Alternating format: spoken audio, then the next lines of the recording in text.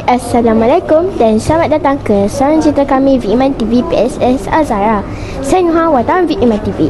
Hari ini, Selasa 28 April 2026 sedang berlangsungnya kursus kewatanan di VPSS Azhara di Bilik Mesyuarat Aula Perdana V-Iman.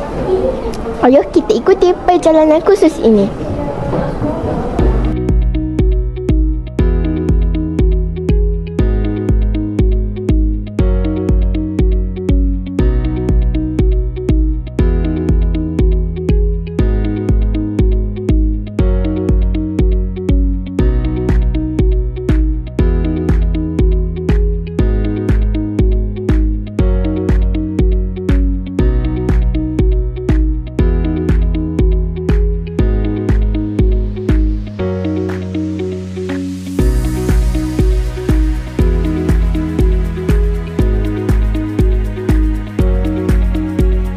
Alhamdulillah, berakhir sudah kursus kewartawanan V-Iman 2026.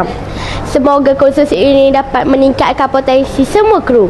Jangan lupa like, share dan subscribe saluran digital kami V-Iman TV. Saya Hanania, wartawan V-Iman TV. Jumpa lagi di lain episod. Bye.